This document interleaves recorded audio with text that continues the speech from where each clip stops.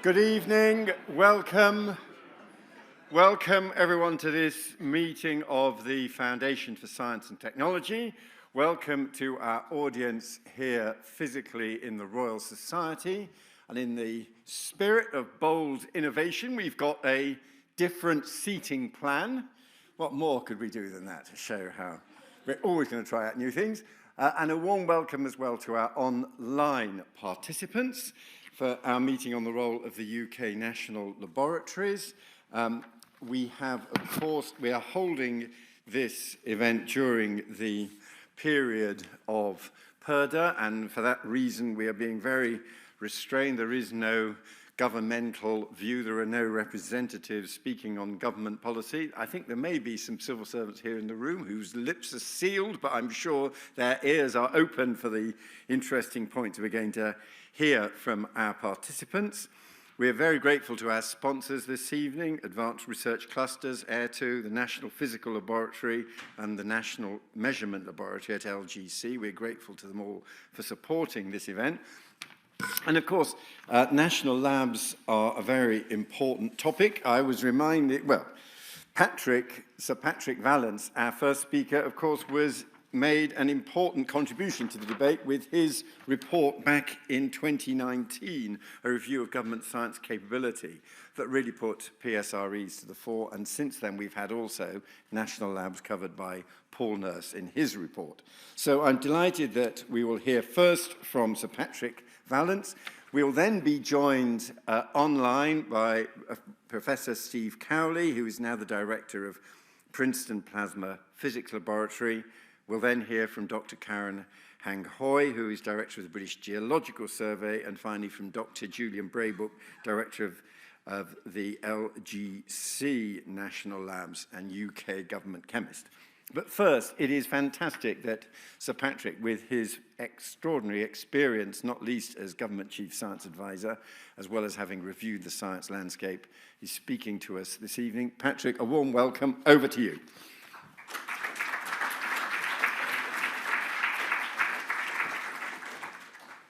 Thanks very much indeed, David, and nice to be here this evening. So, first thing to say is, I don't think anyone can really define what a public sector research establishment is. So there's no accurate definition, and whether they are the same as national laboratories, I don't know.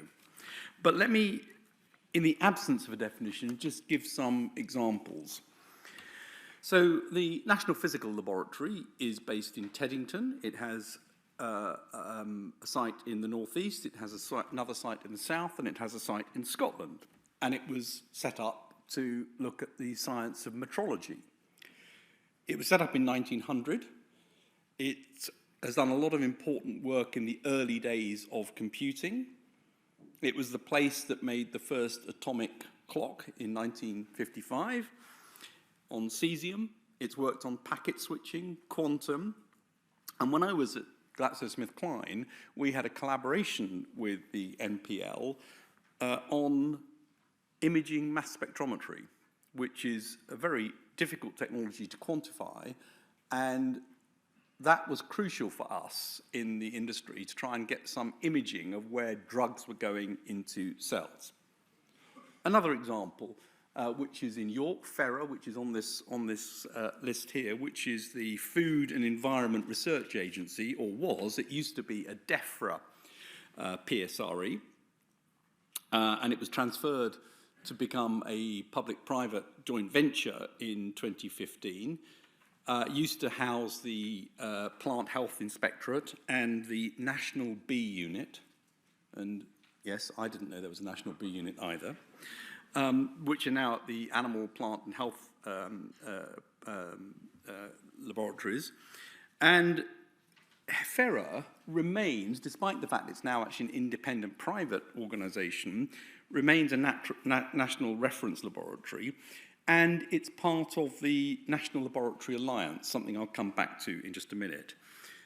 During the Novichok poisonings, if you will remember that, after the poisonings themselves, there was a question about cleanup of the environment, and it turned out the ability to access mass spectrometry to understand what to make the measurements in the environment was pretty difficult, and FERA became a really important resource during that national emergency. Let's take another one, the Met Office down in Exeter.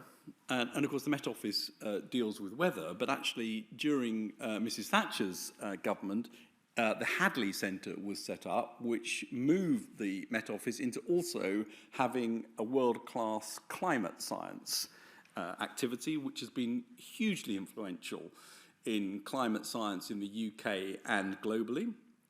So they deal with weather, they deal with climate, they've got a joint unit with the Environment Agency on flooding. They have, of course, got a supercomputer. And one of the things the UK doesn't have is a very strong and effective large compute infrastructure. So this supercomputer and the next one that they're going to get is an important part of that. They also deal with space weather and are an important source of information on potential impact of space weather, and are working with the Alan Turing Institute looking at what AI might do to improve some of the ability to get greater granularity on weather forecasting, the sort of thing that's going to be really important as we think about adaptation to climate change. A fourth example, CFAS, so the Centre for Environment, Fisheries and Aquaculture Surveillance, which on this one is down in Weymouth, but it's actually got more sites as well. This does surveillance of fish stocks, surveillance of marine quality around the coast of the UK. It does research, it does policy work, and is an important part of the DEFRA stable again. And the institute where I'm now chair of the trustees, the Natural History Museum, has 350 scientists. And those 350 scientists work on a range of areas, including things directly relevant to government policy, such as climate research and biodiversity research, and using access to collections going back a very long period and around the world, have put together a biodiversity intactness index, which allows you to look around the world and say how much of the biodiversity that was present pre-industrial revolution, pre the appearance actually of mankind, is still present today. In the UK, we're about 50% of the biodiversity less. This biodiversity intactness index is now on Bloomberg terminals, so investors can start to look at it and say, what are companies doing? So unexpected links through to company and finance. And we're going to hear from Karen. The British Geological Survey has been unbelievably important during times of emergencies, particularly one thinks of volcanic situations where they become crucial to government decision-making. So when I look around, you can see here, there are something like 50 public sector research establishments. They're all over the UK. They report not into a single department in government, but into 8 different departments. Maybe I'll have a quiz and say which one reports into the Department for Work and Pensions. There's very diverse expertise, and there's 17,000 science and technology staff. So my points that I want to make in this slide are the public sector research establishments are less well known than they should be. I didn't know about them, particularly before I joined government. I did a little bit. Paul Nurse's report illustrates how many people don't know about them. I think Paul himself wasn't particularly familiar with them before he started that. So these are hidden, and it's not just other scientists who don't know. I would wager that many ministers in those 8 departments haven't got a clue what PSREs sit under those departments. Some of them would not even know they had a PSRE. They are geographically dispersed. They do research, they do monitoring, they do policy, and they have links to business. They have vastly different funding models, so some of them are completely different. Some are private-public partnerships, some are privately run, but actually on behalf of the state. Some of them are totally public. They have different host departments, as I've said. They have different terms and conditions for the staff that work there, so actually it's quite difficult for people to move between them. And of course, as I've alluded to with the Met Office, but it's true for many others, they create an infrastructure which is important for science more broadly, and a capacity. So these are important, and David has already alluded to the fact that in 2019, together with Treasury, Government Office for Science wrote a report, the Science Capability Review, asking the question, what was the capability of science across government and what needed to happen? And one of the areas that we touched on was PSREs. And we said, there's lots of good ones, and there's lots of good things going on, but it's all a bit ad hoc and it's uncoordinated. And in fact, we also touched on an important area, which is how they might be involved in business and linking through into the economy. And we said there are a number of things that should happen because these are important parts of the R&D infrastructure. Departments need to ensure they have adequate long-term funding. Research funders need to open up funding schemes for the PSREs because a rather bizarre situation existed where certain PSREs could apply for a UKRI grant and others couldn't. And the ones that couldn't were largely not in the department where UKRI sat. Now that doesn't make any sense from sort of government perspective. It may make sort of departmental sense, but it doesn't make government sense. We said that there ought to be a fund for innovation, and that as part of what was then the aim to get to 2.4% of GDP R&D, that this should be part of that should be looking at what the public laboratories could do to be help with local business and growth agenda. Now, what's happened since then? Well, there was an update this year, which obviously I'd left by then, but the update of the Science Capability Review had one of the four things that it looked at was the public laboratories, and it still said ensure sufficient capacity, capability and quality within the public laboratories.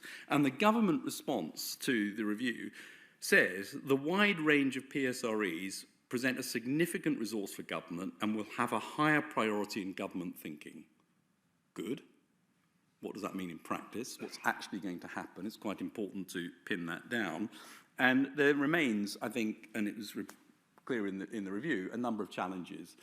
And maybe the bottom bit's the thing to focus on. Progress has been made towards better utilisation of government-owned public laboratories and expanding eligibility for funding streams. They are now able to apply for UKRI funding, but there are still challenges. The funding actually is often in a way that's very difficult for public labs to take because it's not full economic cost for them. And in many cases, the science missions of the public laboratories need to be better defined. So I'm going to end by talking about what I think are some key features of what would make a difference. And this relates to the current system, but I'll come on to what a future system might look like. The first is that every department should have a senior, accountable individual who actually cares about the PSREs in those departments. Now, every department does have somebody, but it's often part of somebody's job, and it's not necessarily a very senior person who's got that accountability. So the PSREs need somebody in the department who really cares about it, and a minister who really cares about the PSREs as part of their job. The department needs to define what they actually have got these PSREs for. What is it they want them to do? What is it that is important for the department that these PSREs can deliver? They need to have a system for quality assessment. How do they know that what's going on in the PSREs is high quality science and relevant to the mission? And I think that's somewhere where the chief scientific advisors can really play a role. And they need to worry about career structures. Because if individuals in a PSRE can only think of their career development in terms of the PSRE they currently happen to be in, that's a mistake. And I mentioned earlier the National Laboratory Alliance. This was set up on the back of the 2019 review. 11 PSREs got together and said, we can work better together, we can do things of common interest, we can share equipment, and we can look at staff promotion and development activities across, and that's still going. Those things, I think, would make a difference. But there's another point which I'll end on, which is there's now a Department of Science, Innovation and Technology. And one of the problems with the PSRE landscape across government is you could have every department looking after its own bit, as I said, and I think that does need to happen. But you need somewhere where you can look across the totality and ask, is it what we need? And what Paul Nurse in his recent report described as a national plan for R&D infrastructure. Where do these fit in? And I think I would argue that DSIT, the Department for Science, Innovation and Technology, could take that on as a cross-government accountability, not to own all the PSREs. I think they're rightly owned in the departments that they serve, but to ensure that we have the appropriate quality and we look across for opportunities. I will finish there. Thank you.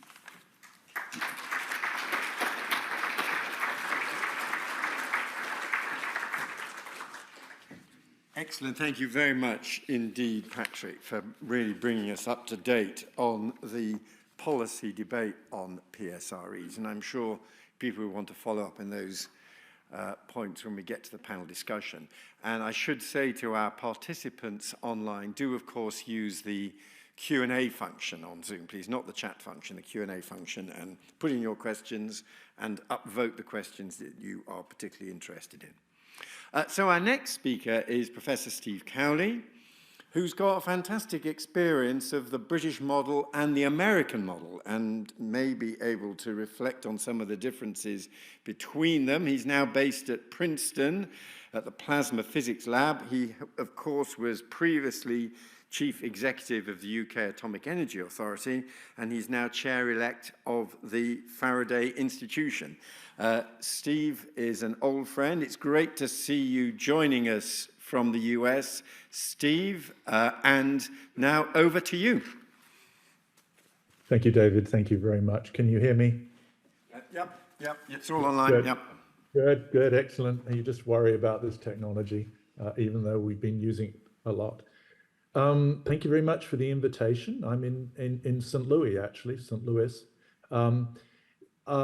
My experience with national labs is kind of narrow in a sense that my experience is very much in terms of the sort of the model that the US came up with after the Second World War, which we in Britain essentially followed. There've been national labs pretty much as, you know, in the modern world since Napoleon probably, of one sort or another.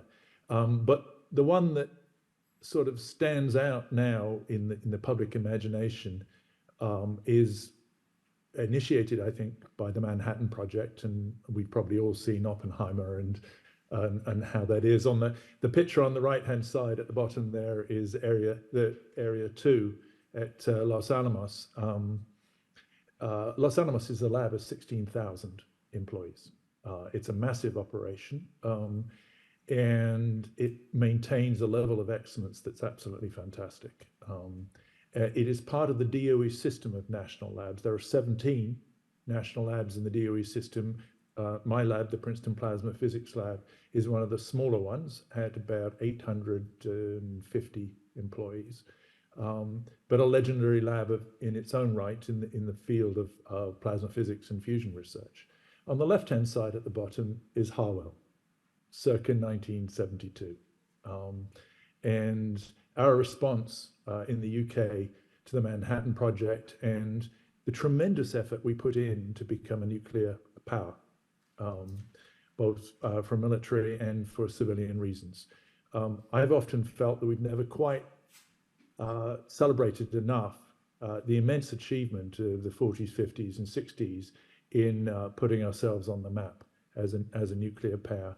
And it was done through national labs.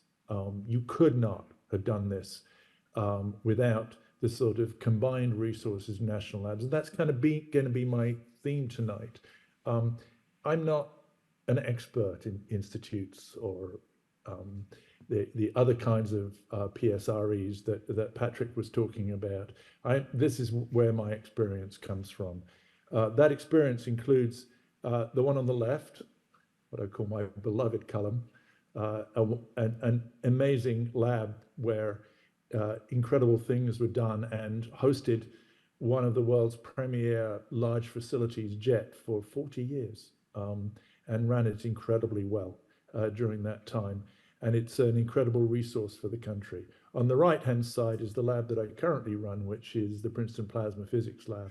91 acres, 290 engineers, 130 PhDs. Started in 1951 to do fusion research. And now we have a portfolio of research that includes fusion, but also supporting the microelectronics industry. The next generation of tools that are going to build the chips of tomorrow. As we get down to sort of 4, 3, 2 nanometers in the feature scale on a chip, we have to know how to manufacture that. And chips are manufactured in plasmas. And so since we're the Plasma Physics Lab, it was an obvious extension of our mission into that space. So well coordinated with industry, well coordinated with academia. We're run by Princeton University for the government through what's called an M&O contract. And this is an interesting way to run one of these institutions because it links to a very strong academic institution. But on the other hand, our primary funder is the government, and the government sets the agenda in many ways. Thinking about the portfolio of things you have to be a science superpower. I remember visiting when I was on the CST, visiting France and with the French Academy and talking to them. And you can sense this going around Europe, the envy, I think, of our research universities. If you look at the rankings of universities around the world, British universities and American universities stand out. And that model of the sort of individual PI investigator research unit of universities with their postdocs, their graduate students, and the sort of almost entrepreneurial nature of that research exercise is just spectacular. I mean, it's why we are so successful, I think, in research in the UK and in the US. The sort of recent tweak of that has been the model, which I think a lot of American universities are now trying to find their bearing in, which is the model I think we see in the UK. I mentioned Cambridge, but I think several other UK universities are doing this well, where universities are really well connected to tech industry around it. And the tech industry, the pharmaceutical industry, the biomedical industry, computer industry. These are a new model of university research that is also, I think, incredibly successful. National labs can't compete with this. If I steered my lab towards that kind of competition, it's a very efficient model, the university model, and it's not something you can do. But it's not what we're made to do, right, in the national lab system. There are problems in science that require scale. And this is, of course, you go back to the Manhattan project. At the time when they built the Manhattan Project was the scale of the automobile industry in the United States at the time, 130,000 employees. You need teamwork. You need this incredible mixture of skills. You need engineers to build your facilities and your labs and your various parts of what you're doing. You need scientists. In the case of the Manhattan Project and the early, Harwell and AWE and the early British nuclear labs, it was chemists and physicists and engineers and metallurgists, enormous amount of teamwork. And then you need organization. You need to be able to project manage that. You need to be able to set that forward. There are certain science problems, and there are still many that exist, that you can't do in a garage in Palo Alto. You can't do on a bench in the Blackett lab at Imperial College, the place I loved working. They're at a scale that you need a national lab, and you need a national lab to deliver that kind of science and technology. It's a very successful model. Like the one I always quote, we get together national lab directors in the DOE system. There are 17 of us, and we have sort of group therapy sessions about, running national labs and dealing with government and things like that. And Mike Witherall, who's the director of the Lawrence Berkeley Lab, this is a shining example of a very successful national lab. 16 Nobel laureates associated with Lawrence Berkeley Lab. Of course, It's just up the hill from Berkeley, so it has a strong connection to University of California, Berkeley. And many of the national labs in the United States system do. SLAC is at Stanford. That's the Stanford Linear Accelerator Lab that now does all kinds of things apart from high energy physics. Fermilab, which University of Chicago, and my lab, which is run by Princeton University. When you look around the world, it's not just the American labs that are real shining examples. I mean, we have a small but really impressive set of national labs in the United Kingdom. I'll make my plug here. I'm always a little bit too provocative, probably, but they always need nurturing. And Patrick's remarks, that nurturing is not just money, but it is organization and a place to report to in government and all those kind of things. There are very strong labs in Europe. CERN is the classic example. Every national lab director is envious of the stability of the funding and the commitment to CERN. But going back, research universities and national labs, you need both if you're going to be a science superpower. You can't just neglect one part of the science. This kind of science at scale is critically important.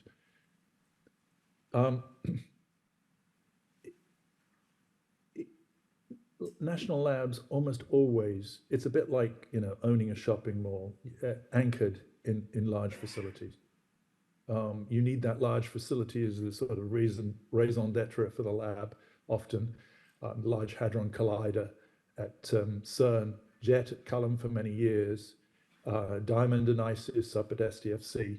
They play, and these play an essential role in science, these large facilities. I mean, they are really at the cutting edge. Those facilities used to be nationally owned. In fact, you go even further back, sometimes universities owned them, but nationally owned at some point. But these days, facilities are increasingly shared between countries, in regions, some of them completely international, and they have become global. And playing in that world, you have to have strong national labs. And you need teams of engineers to run the facility, to design the facility, conceive it, design, build such facilities. It's an amazing thing building facilities. I've built 2 now in my time, and it's working with the teams and saying we have this science goal, but we need to build a whole set of facilities around this. This goes right back to the Second World War and what they were doing at Los Alamos. They were building cyclotrons to measure cross sections. They were doing separation plants. It's part of the way we operate. All those facilities are at the cutting edge of technology. They're the things that really challenge engineering at the extreme, maybe superconducting magnets, electronics, etc. A lot of the pushing technology forward has been done to build the next set of science facilities. I want to make a point about that, which is one-off engineering is very challenging these days. Building one thing, right? And working with industry to build that one thing, it can be extremely hard work, and I've done quite a bit of it in my career, but it's extraordinarily good for both partners. Not just the national lab, but also the industry partners who are learning to do things in conjunction with the national lab that upskills their capability. One of the things that happened with ITER, for instance, was that the makers of superconducting strand got a big boost because they had to make these new big magnets that went on ITER. Industry partners on STEP, which is the UK's fusion pilot plant design effort that Ian Chapman and crew at Culham are leading, are learning a tremendous amount in the whole process of building a facility. It's a different way of working with industry than sort of the model of working with startups, etc. It's usually the big primes that you're working with, but it's extremely good in stimulating industry and the way you go. Last 2 points, and then I'll get off. I think national labs are a strategic asset. In times of trouble, you turn to them. In times when you need new weapon systems, or as Patrick was saying, you have a national emergency, you turn because you've got this set of expertise that has been nurtured, has been grown, has been part of the system for many years. The workforce, and I saw this very much at Cullen, we had a workforce flowed between us and SDFC and Oxford Instruments and Atkins and various other parts of the high-tech engineering industry.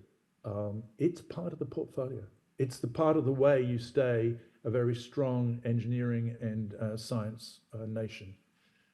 My last point, which is a bit gratuitous, so sorry about this, but what is the UK's next great science facility? Is it going to be a global competitor? Who are going to be our partners? Who would share the cost?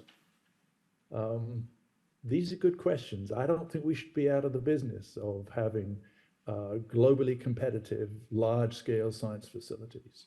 And it needs long-term planning, and it needs to nurture, capabilities in organizations like SDFC and UK AEA. There are probably conversations in the UK about this that I'm just not privy to, but it is a concern of mine. So thank you very much for listening to me. Thank you.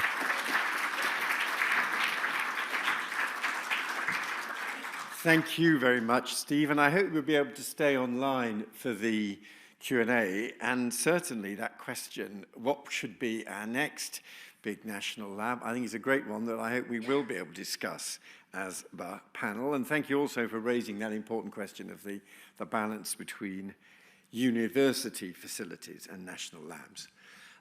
We're now going to turn to our third speaker, who also brings valuable international experience. Dr. Karen Hanghøj is now the director of the British Geological Survey, but she did her PhD in geology from Copenhagen University. It's wonderful that she is over here running a UK national facility, and we very much look forward to what you're going to say, Karen.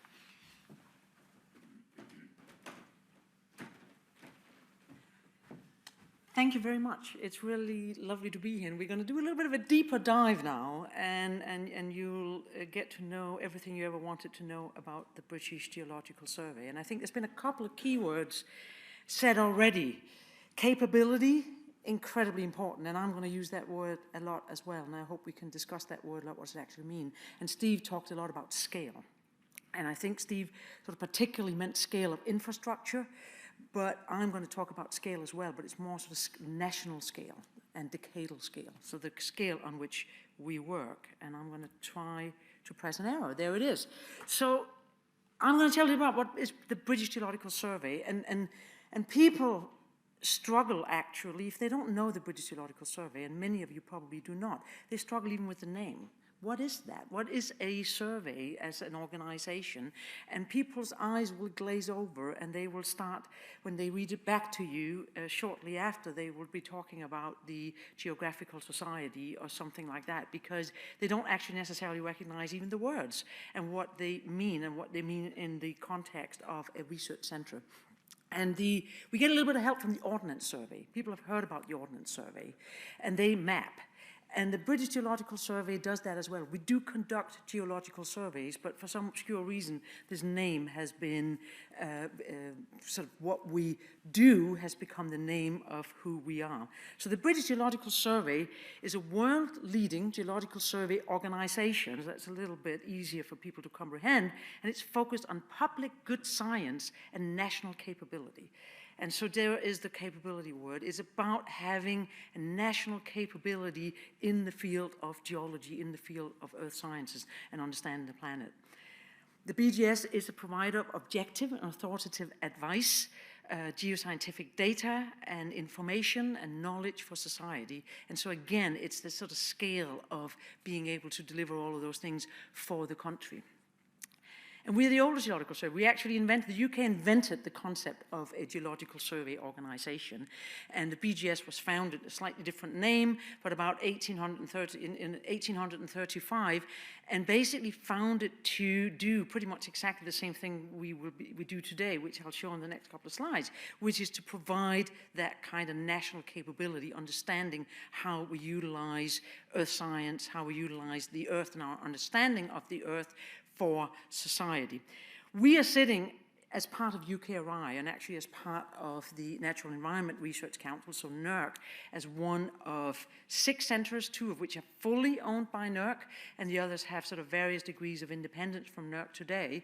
But so we are sort of mapping into the into DSIT, if you will, if we're sort of following Patrick's, where do people actually map in? But we map in a very convoluted way. And we're not going to talk about the details of this diagram, but it's just to show how complex a landscape it is to be navigating when you are a national lab and when you do feel that you need to provide this nation with everything it needs to know. Where do you even go with that?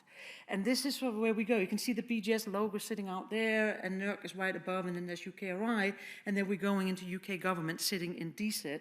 And next to the BGS logo, you'll see in sort of a red rectangle, you will see things that are sitting in central government that are PSREs that are sitting directly in government departments.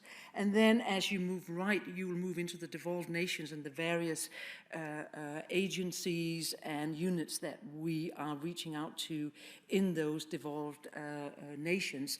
And so it's an incredibly complex landscape from sort of a policy point of view. And this is perhaps one of the challenges when you are that kind of flavor of PSRE that BGS is, where it's really very much about providing the right kind of advice to the right kind of people.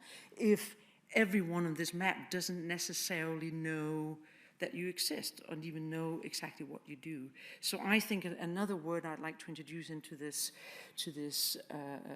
discussion today is sort of championing. Who's championing? How to get recognition, and not recognition in the kind of like, oh yeah, great job everyone, here's some more money, but actually how can we get the most out of what you know, because it is actually a lot. So the vision of BGS: to be a leading and trusted provider of geological data and knowledge to meet societal need for a sustainable future. I think we can probably all get behind that. And if we drill that out a little bit more, what does that mean? So basically, use our knowledge of geology, of the earth, of earth science, to address societal challenges. And to do that, we generate data, information, and expertise through observation, analysis, and characterization of earth and geological processes. Lots of people do this in earth science departments. So this is not what actually sets BGS apart, but this is an important thing that everything is sort of founded on. The important things that distinguish us as a geological survey are the next 2 points, and this has to do with the scale again. To work at local, regional, national, and global scales, and to monitor on multiple time scales, ranging from real time to decadal, but also, of course, into geological time. So if you need to know all of the resources in the UK, for example, it's a national scale problem, and you need a national scale kind of project and a national scale organization to do it. So the scale of the way we work is what's setting us apart from some of our colleagues in university departments. And then the bottom one is also really important: to be independent and impartial, to actually be able to provide what we know to people who will make important decisions for all of us in a way where you can trust what you're being told. And that basically means, sort of translated, of course, that if the UK government and Shell and Greenpeace come and ask us the same question, they will be getting the same answer. And it's going to be based on what we know about the earth and geology. And it's actually, earth science is incredibly important right now, and it's perhaps never been more important. It's always been important, and that's of course why we've had a geological survey for almost 200 years.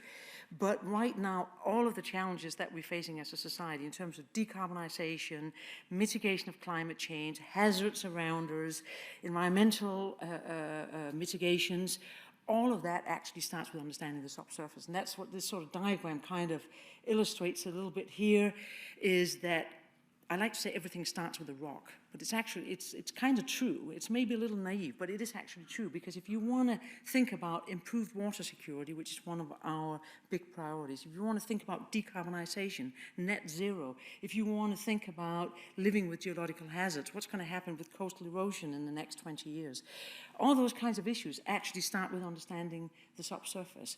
And it actually, the fourth sort of grey priority area for us right now is maps and models for the 21st century. And it's actually translating that knowledge that we have. And much of that knowledge is building on these 200 years of legacy knowledge, translating that into a product that you can actually use to go and solve the problem that you need to solve in society. And I have a few very quick examples on this. More secure energy transition, for example.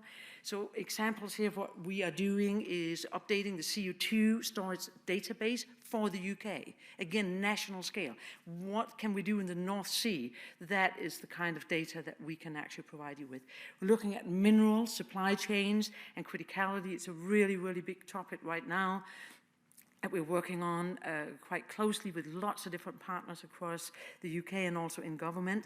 We are working on geothermal research that can inform policy, inform regulation of how we might think about this, but much, much more. These are just examples of what can perhaps be done with geological knowledge. Another one is the improved water security. We have, on the left there, we have a map of developing methods for valuing groundwater, and it's basically mapping what's deployable, what can we actually use in the UK. It's a 2019 study.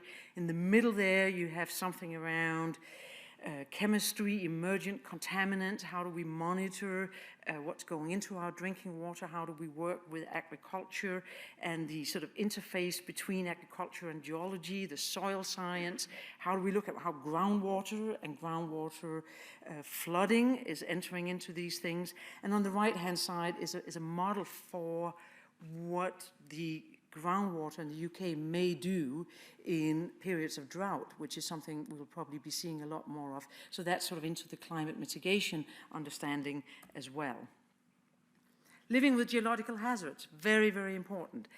We help update the geological map. Every time you have, I should have brought my phone up here, every time you actually look at your Google map to find your way to the Royal Society, it's going to have data from the BGS in there, because we actually help the Ordnance Survey and also work closely with the Met Office about these national data sets, national scale data sets. We're working on developing a hazards platform where you can get sort of a one-stop shop for understanding the hazards. It can be landslides, it can be flooding, again, it can be coastal erosion, and of course it can be things like volcanic eruptions and earthquakes and things that are happening in our societies. And one example on here is working from our global work. We do quite a lot of global work as well, and this is an example from Indonesia, where we're looking at the risk in a fault system in a very large city where about 3 million people are actually in risk of being severely affected if there's going to be a big earthquake, and we know there will be a big earthquake, and probably in the next decade or so. So we can help with risk assessment and with risk mitigation, and we do that quite a lot around the globe in this area. And then just briefly on the maps and models, because people are like, well, maps. We've had maps of the UK for a really, really long time. Why do we need new maps?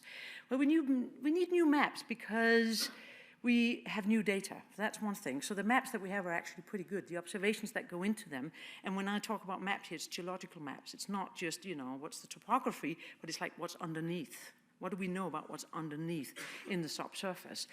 And that's based on a lot of smart people doing a lot of work over the last approximately 200 years. But today we have water wells, we have geophysical investigations, and we actually think about geology in a quite different way. We have plate tectonics today, for example, which we didn't actually have just 50 years ago or 100 years ago. So there's a lot of things that have changed. And this is actually how the data and the knowledge that BGS is responsible for is being used by people. So you need to go in and build infrastructure in a place, or you are looking at extracting resources or finding groundwater. The first thing that people come and ask us for is a geological map, because that tells them where they may go and look for whatever resource or put whichever infrastructure they want to put. So this is a tremendously cost saving for society, because so many mistakes can be made if you don't actually know what you're doing. And a big area that's happening now, you can see sort of in the circle up there, is urban geology. We're using to think about the urban environment as the skyline, but think about all the stuff that's happening underground.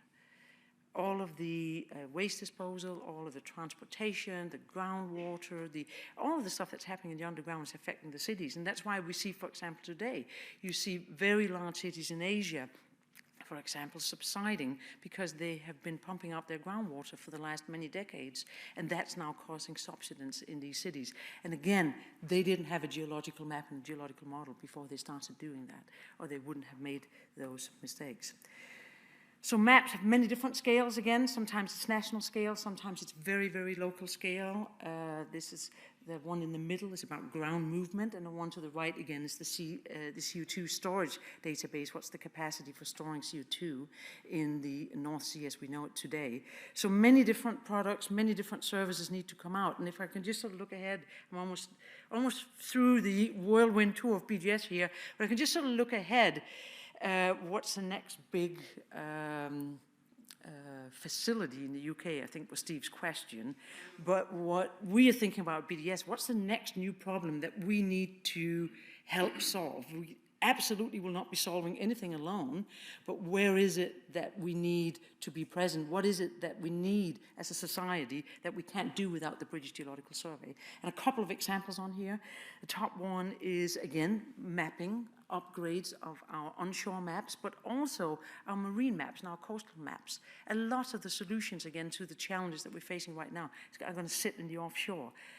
Energy security, decarbonization, a lot of that's going to happen in the offshore environment. Resource management, about 20 or 30% of the gravel and sand that we're using for building roads and houses in the UK is being pumped out from the marine environment. Not many people know that, but it's true. And that resource management is going to become increasingly important because there's going to be competitive uses of that space. We have, of course, habitat mapping, which is going to be very important for both the resource management, but also for living resources. Spatial planning of the subsurface, both onshore and offshore, is going to be very important infrastructure, marine infrastructure. We also have the pictures of the gas pipeline in the Baltic Sea that got blasted a couple of years ago.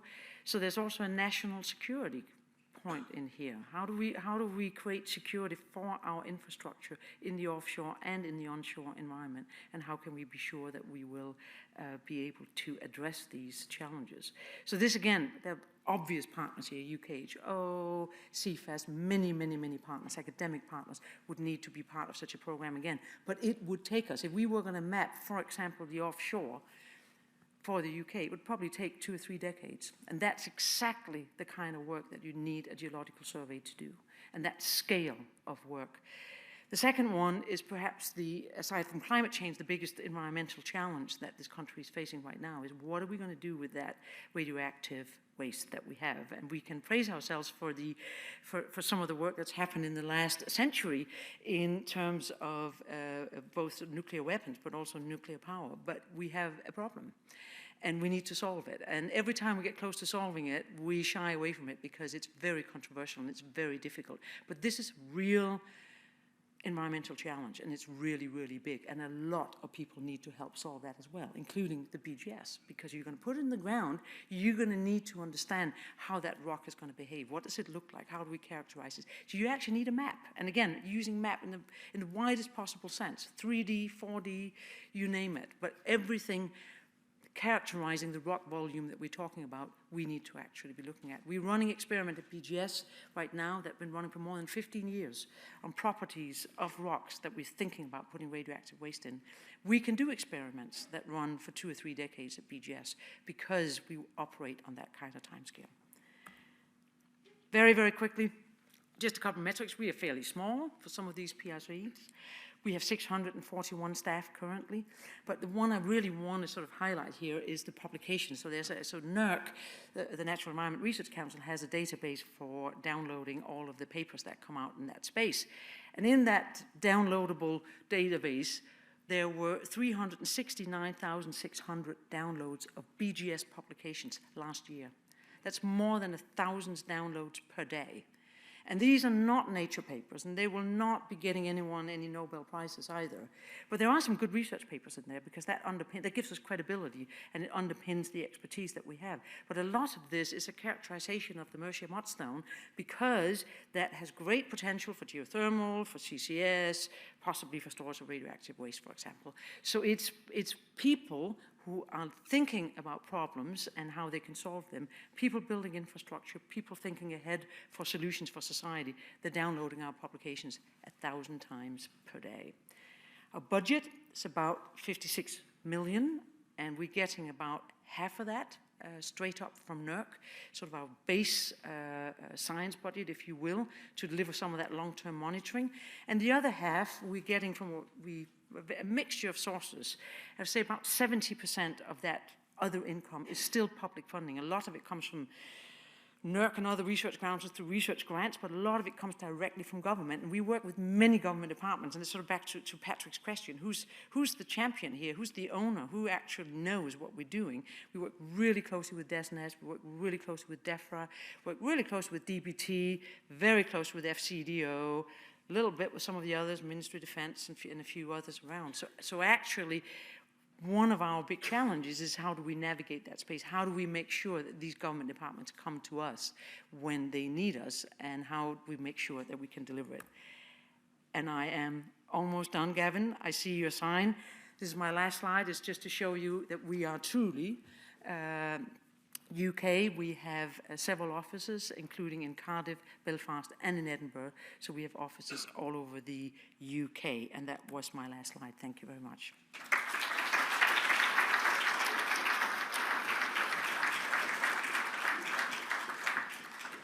Thank you very much indeed, and thank you for communicating your enthusiasm about geology. That was fantastic.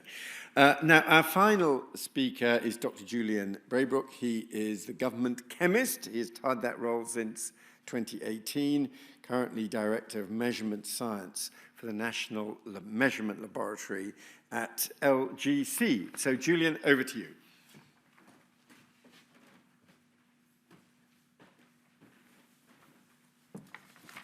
Okay, thank you very much. Let's see, down. Excellent. So how can an incoming government make best use of national labs? I'll come back to that with the last slide, but let me just start by saying there are over £620 billion worth of goods and services traded annually in the UK, which rely on some measured quantity or specification, and that's probably an underestimate. But without the confidence behind those purchased goods or services, then and the ability that they have to meet the specification or to conform to regulatory or statutory requirements, then UK businesses are undermined. So this is where the UK National Measurement System really comes into play. As it says there, it's an essential part of the UK RDI infrastructure. And effectively what it does is develop and maintain internationally recognised measurement capabilities, standards and practices with the benefits that are indicated in the bullets and that I'll come back to shortly. There are a number of laboratories that are part of the National Measurement System, and they're listed at the bottom of this slide. Now, to focus a little bit more just on the National Measurement Laboratory at LGC, when we talk about missions and roles, it's reasonably clear. We're, as a metrology lab, and when I talk about metrology, it's about the science of measurement. Then we're designated for particular areas, chemical and biological measurement with some exclusions. Other laboratories cover some of that space as well. We're internationally leading in measurement science, and I'll say why in a second. We have some, what we would term sovereign measurement traceability in newer areas, like nucleic acid quantitation, ability to look at nanoparticles and to quantitate those and give concentration amounts, and in and around chemical purity. We are recognised as a PSRE, and we are a strategic national asset. And this sort of review, we have a 5-year roughly, the last one was a little bit longer because of the pandemic, an international science review, and these are the words that came from that review. So we know where we stand, we know what our challenges are going forwards. Beyond metrology, we have other roles. So as a UK government chemist, I have a statutory referee function and an advisory function to government in and around food and feed. Again, a national reference laboratory for certain areas in food and feed additives, and also in genetically modified organisms in food and feed. And we also offer GMO authorization services for one of the government departments in food and feed. In addition to that, we manage MHRA Laboratories for the chemical testing. So we look after the official medicines control. And we work with the British Pharmacopoeia for their monographs and for their reference standards that are produced as part of that. Now, talking about combination of working, we can't do this alone, we're quite small. So we have agility through using our core platform technologies, analytical technologies, and apply them in different directions. And we supplement these by strategic technology sector-based partnerships with universities effectively and other areas. And these are what we, for our areas, they're in already identified innovation districts, and you can see spread throughout the UK. And so this enables us to have local application and impact of the measurement capabilities that we have, and to help skill people in and around measurement. So this slide summarizes some of our activities, and really as part of the NMS, we enhance the UK RDI system in several ways. So first and foremost, we would say we embed the measurement measurement research capabilities and advice, and see this as an absolutely integral link between measurement standards, accreditation, policy, and regulation, and they're all linked, and our partnerships reflect the combination of those 4-5 areas. We maintain and grow measurement capabilities for the UK reputation, with so that the UK has a place that's recognised around the world as part of a global harmonised system. And that provides confidence for UK businesses, but it also provides confidence for inward investment from other countries. As I've talked about already, we connect parts of the UK RDI ecosystem, so working across academia, government, industry, hospital, healthcare systems, to ensure effective and coherent challenge-led innovation. We support documentary standardization. There's a lot of evidence that says countries that lead in the formation of standards, the industry and others within that country benefit from that early adoption. So there's a lot here that we can play with. We sit typically, but not only, in the space of the Valley of Death. So we bridge that gap between research, fundamental research, and operational use.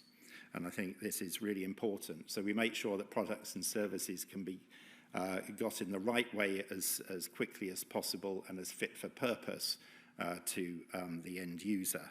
But we also operate once those products and services are in place to make sure that they're still fit for purpose going forwards. As I've talked about already, we supplement that with complementary skills development. And as I said already, effectively, we provide that confidence in product commercialization at the end of the day.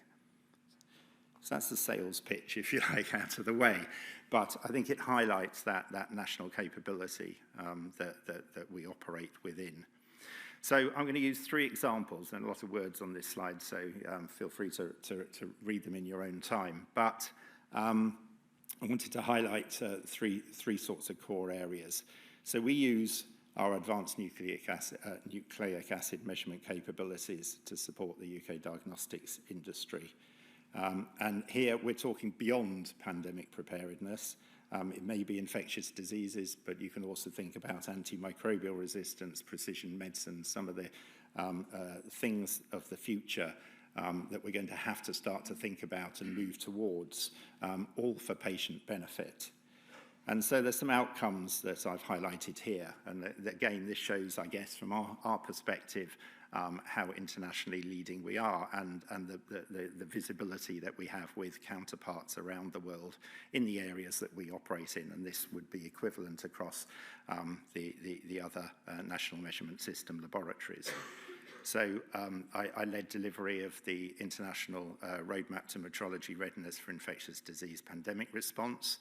So we did respond internationally as metrology institutes in the last pandemic, but we need to respond faster next time.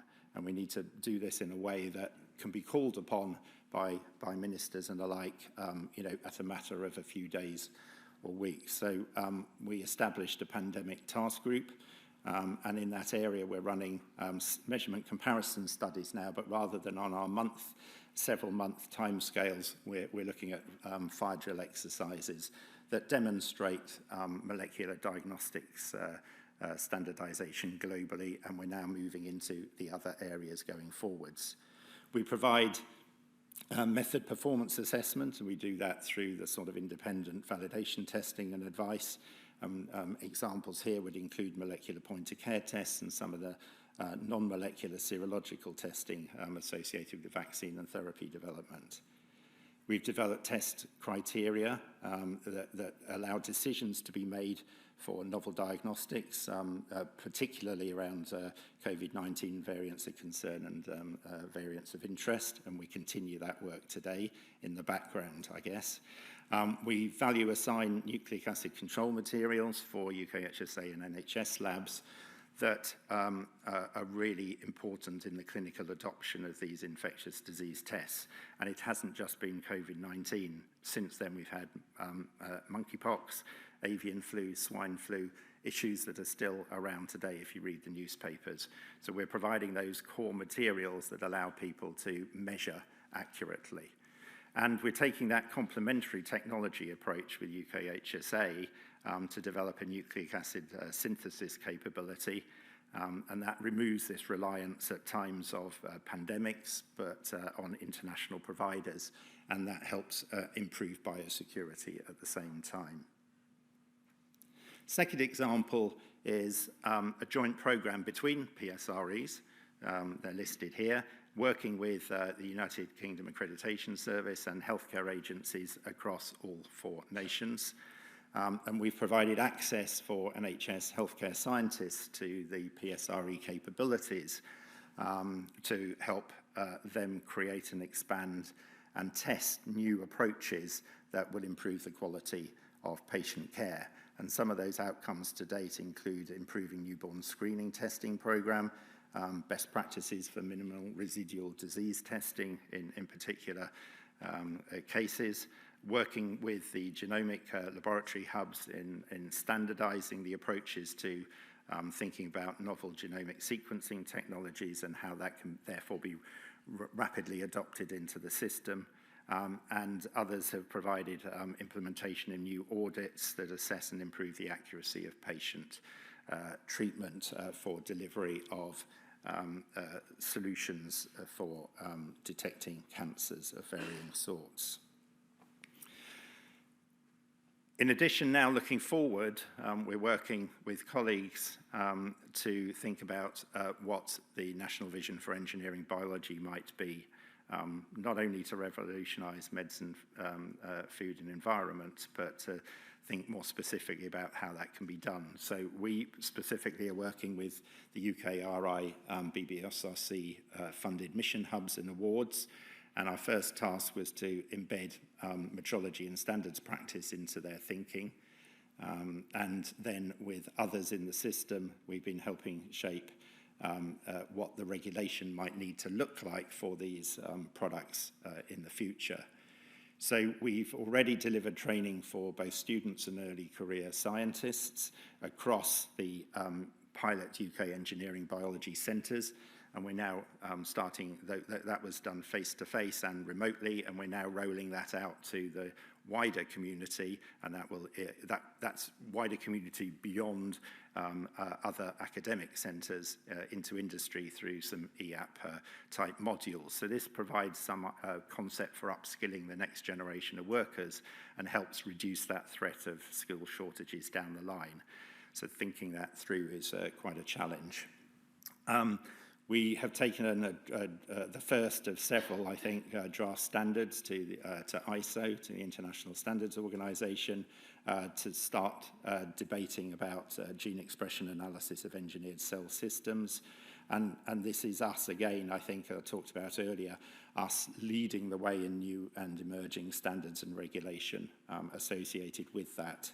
And as I said already, we're working collaboratively with the mission hubs and awards to now start to adopt measurement practice, so measurement methods, as well as materials, to help develop that robust data that best addresses the complex challenges that they're facing at the moment.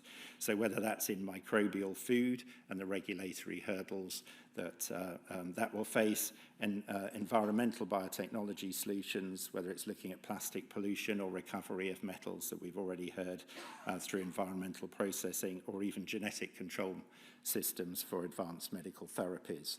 That's where we're operating at the moment. So, final slide, suggestions for an incoming government. And I think some of these themes have already been touched on, so in a way that's quite good to draw them together. So the first, I think, is effectively we need this environment that encourages long-term commitment from the national laboratories.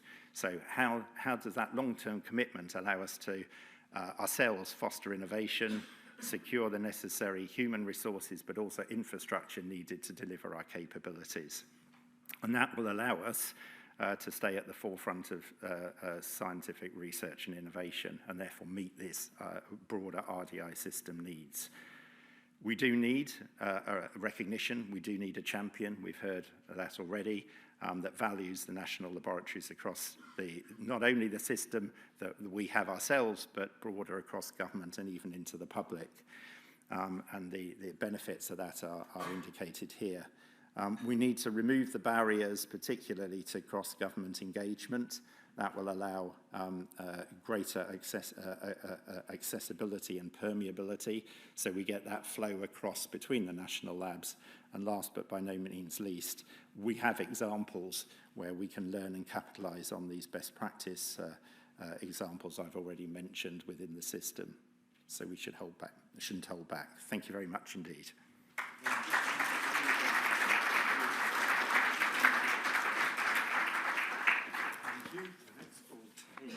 Seats. Oh, right, well, we've got a few minutes, and I think I might, there's this kind of analytical framework behind this, is what are the different things that our national labs do, which we may wish to investigate. But we've also had an account of what we have already, and perhaps I might begin with Steve Cowley's question to the panel, which is simply, what's coming next? If there is a national capability or a national lab that we're missing that you would like to see created, what would that be? What are the opportunities and gaps? Patrick, do you have a preferred proposal? Well, I have a strong view about something in general, which is don't start another national lab unless you can fund it properly. And I worry that there is a danger of just picking on things and say we'll have another institute or lab or whatever, and they get underfunded, and then that's a real problem, and that's been a sequential problem over the last decade or so, that we've had lots of institutes set up, inadequately funded, inadequately structured, and that caused a problem. So that's a rather negative. No, that's a very fair point. In fact, I should have put the question in a different way then. And on a one-in, one-out proposal. Because the other thing is change. So why don't we say, come up with a new suggestion and perhaps name a couple that we could get rid of? Well, I do think that's an important thing to do. I mean, if you look across it, we've got lots of peers. I don't know whether they're all needed. I don't think anyone knows, or whether they're all doing what we want them to do. So I think that is a sensible suggestion, actually, to look at those. In terms of, what's next? Well, if you look at the big technologies that are coming down the line, what are we going to do around quantum? Are we going to have something very significant there or not?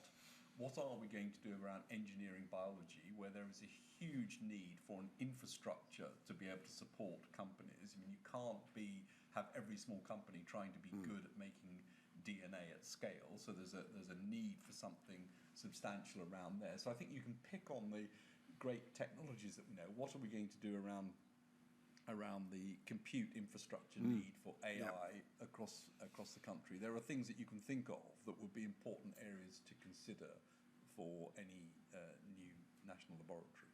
Steve, you posed the question. What would your answer be? And it need not be a facility in the area of nuclear fusion. Well, okay. First of all, the question was, what was the next great global facility in the UK, not which lab should we cancel and build a new one. You will never get me to answer that question at all. But I think there are some really interesting, and Patrick mentioned in quantum, being able to enable the next scale up of quantum computing might be something in which we need to task one of our national labs to do. I'm not suggesting build a new national lab, but that might be one of the things. I think these days, but I think the basic thing I'd like to say is we need a process to start thinking about those things and taking them forward. And because it's a hugely political thing. If you want a global scale facility and you're going to have 7 partners in this thing and etc. So you need political support, and you need a strong proposal, you need a site, you need all these kind of things.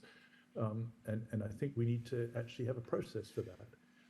I will say that the area, well, I mentioned fusion, that really is fascinating these days is the way light sources and imaging have taken a step forward. I mean, we constructed Diamond, 16, 17 years ago. And at some point, you want to go the next stage. And the great thing about light sources is the immense amount of science that they enable. You're imaging molecules, you're imaging structure, you're imaging atomic structure. It's just things like free electron lasers. I'm not proposing one. I'm just saying there's opportunities there, and we should have a process to find the thing that's best for the UK.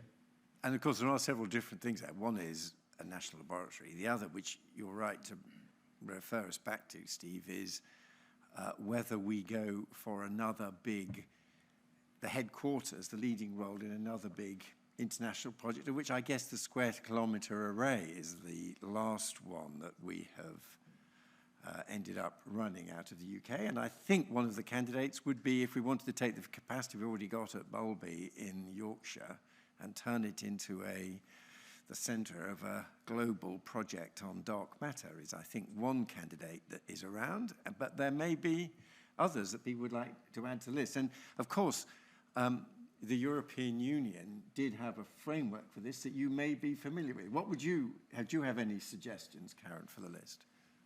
Well, I actually do really like Patrick's very spontaneous answer, because I think that it's always fun to speculate what kind of new shiny stuff we would like, but I think the really interesting thing is, why do we want it? Because that's going to inform what we do. So I think that there's much more interesting to think about. Do we want to put someone on Mars? Do we want the energy transition? Do we want to make quantum mechanics discoveries? These are very, very different things. I'm quite attached to the energy transition, for example, and I think that there's potential for lots of infrastructure, but it's not going to be that big and that shiny compared to some of the things that we're talking about here. So I actually think that the really interesting question that we should be asking ourselves, and certainly in incoming government as well, is what is the problem that we're trying to solve, and what do we need to solve it? Right. Very good. Julian? So I think I'm going to come at it slightly differently. I think I totally agree. We need to pick our winners, or what we think will be the winners, and focus on that. And I was actually going to say that I think, as I illustrated and others have, there's a lot of capability that already exists. Probably the best way is to decide what those winners are, or the things that we need to try and influence, and scale what we already have. So a slightly different approach, rather than just plumping for something completely new. I'm sure those will come along, but I think we can do a lot by scaling what we already have. Some very good points in answer to Steve's challenge. Now let's go to the people here who would like to ask some questions, and I might take 2 or 3 in a row. Let's start here, and if you could give your name and organisation, that'd be great, please. Thank you. Jane Gate from Rt Hon. So thinking about what we would say to an incoming government on how best to harness the national capabilities that are already there, I'm just interested to know what the panel thinks about some of those other organisations that are not PSREs, but are still a really big part of our national capability. So I'm thinking of the role of the catapult centres. I'm thinking of organisations, for example, that were PSREs that are now independent. So BRE, which is Building Research Establishment, and also some of those other labs, like we've got the National Institute of Agricultural Botany, we've got Fraunhofer Photonics, we've got other organisations that have been set up with Innovate UK support. So they're all huge assets that are out there and huge capabilities, but how can we join all of that up and still leverage them? Yeah, a reminder that we can look beyond PSREs. Now, there was a question, yes, gentleman there, yeah. Hello. Sorry, I do apologise. No, that's fine. Sarah Hainsworth from the University of Bath. Similar question, really, building on the previous one. How do we tension the role of science versus the role of innovation and exploitation through the different institutions that we have? So we have the labs, we have the catapults, we have the Fraunhofer, and how do we get the balance across the piece between, I guess, pure science and the application of that science through engineering? Right, thank you. And then let's take one more question. I thought there was someone. Oh, yes.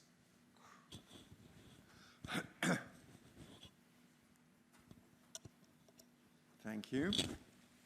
John Lowe, various organisations, IMECI in particular. How do we fix the problem of STEM education to support the feedstock of the scientists and engineers that we need in this country?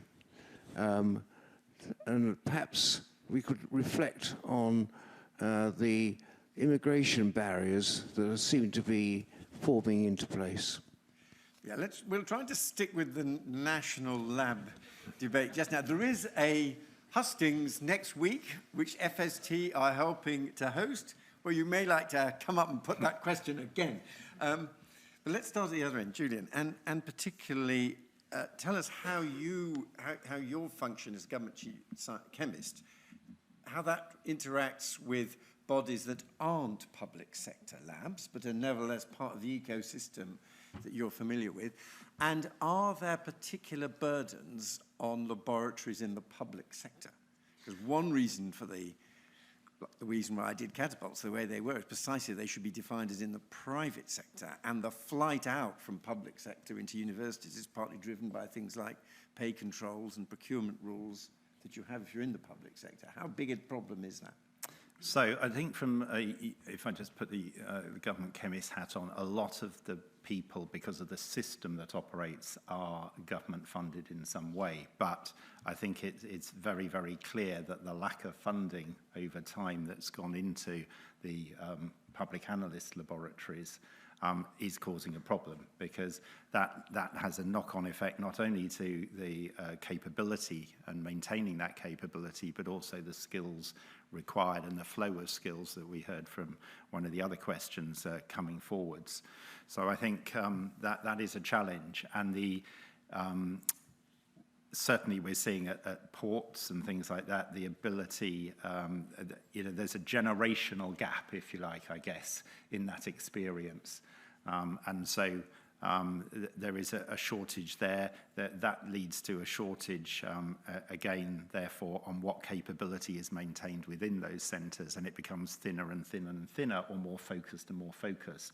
Now, that's not necessarily a problem if it ends up in the right sort of places, but I think we don't, there's a danger that if we do this in a drip feed way, then we see a drip feed result, and we need a plan to be able to move that forwards. Now, I think in other areas that I operate in, then it's very different, and there is always a tension between, what a public role is and what might be a private sector expectation, if you like, from organisations. But I mean, if you have clear missions, clearly defined roles, then the two don't cross. Thank you, Karen. Yeah, I mean, I think we've used the PSRE term pretty loosely here, because I think BGS is not a PSRE formally, but we are certainly very much a public organisation. So with the danger of sounding a bit like a broken record, I think that the really important thing is knowing what we want from these different research organizations, and not necessarily their classification. I think that there are so many, and they're so diverse, and they have such different governance around them and such different funding system around them, that they're really, really hard to describe in logical categories. But very, very many have a national capability role, or a national role, a national scale role, or a national facility role, or something like that. And I think, again, knowing what that is and defining that, and it would, of course, be easier to do if we were starting with a blank sheet of paper and designing a research landscape. And now we have this incredibly complex landscape where it's hard to, I think Patrick was sort of saying, it's hard to actually know exactly what everyone does, because it has kind of evolved into the landscape that it has today. But I think it is really, it would really be ideal if there could be some sort of coordinated, what do we want from these centres, and someone actually knew individually what the various centres could deliver and how they could play together. But isn't part of your role, and this may be I may not have got this correctly, but I thought part of your role, which you didn't much touch on, your president, I think of you as a kind of equivalent of a copyright library, but for geological data, so that whenever people do some mining or some digging, you will be able to preserve some of the material that they have to build up, to act as a custodian, in other words, of a kind of national database embodied in physical samples. And then a new use comes along, like your fascinating example. You know a lot about where we could do carbon capture and storage if we wanted to, even though that collection of data from all those North Sea oil rigs, probably when nobody, and North Sea oil drilling, nobody thought they'd use it for carbon capture. So isn't there a data preservation role? There is, but it's not the entire role. No, but it is part of the role, is custodian of a bunch of data, for sure. But there's actually no legal framework for that.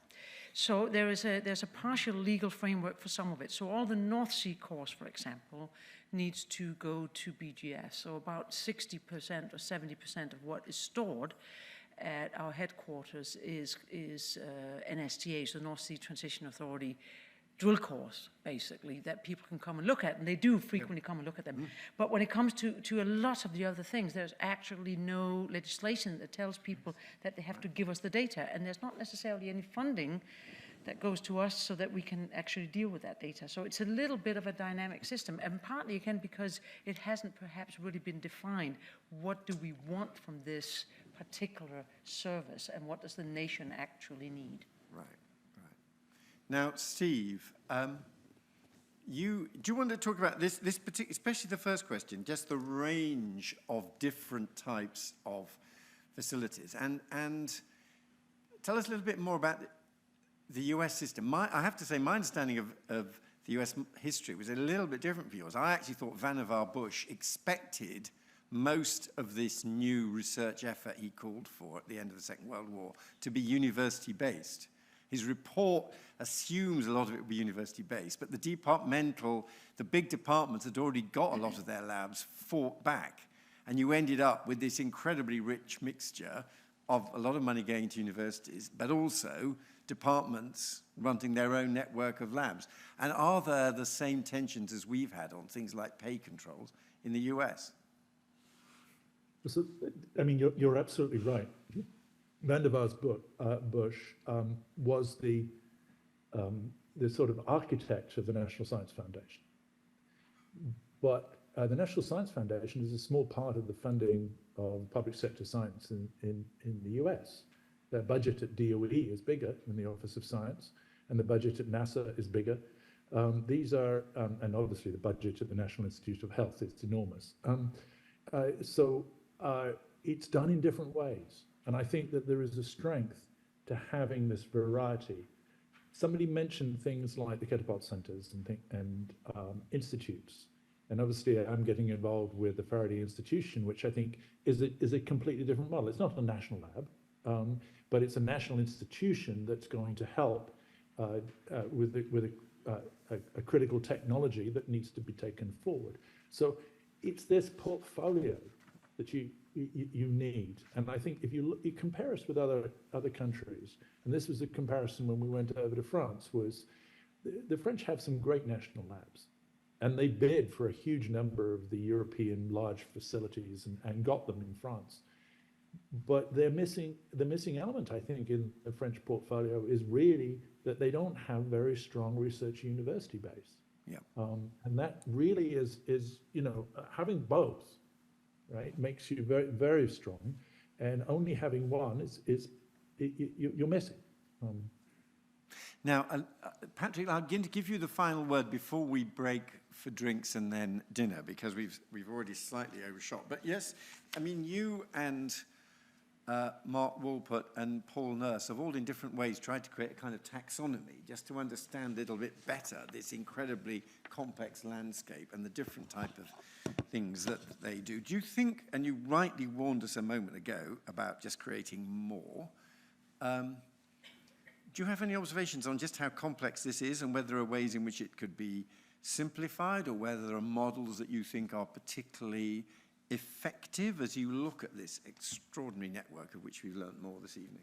Well, it is complex, and it's always going to be complicated. I mean, I don't think we should try and assume that you can reduce this to some simplicity, and I really agree with the point that Steve's made repeatedly, that this ability to have both universities and national labs is crucially important. I would add a third component to that, which is it became, if you look at where things worked well in COVID from a science perspective, it was where you had government, academia and industry working together. And so the industrial science base, and it goes back to the first part of the question, is poorly understood generally. We don't really know what's across the industrial science base, and we need to understand that much better because it's an important part of the resilience picture. Now, the reason I say that in relation to this question is if you go right back to Haldane and what he was talking about, he talked about specific and general research. Yeah. Yeah. And his specific research was research that departments needed in order to do what the department looked after. And general research was the research that went on in academia and other places, which was curiosity-driven things that government actually doesn't really know about and shouldn't be fiddling with too much.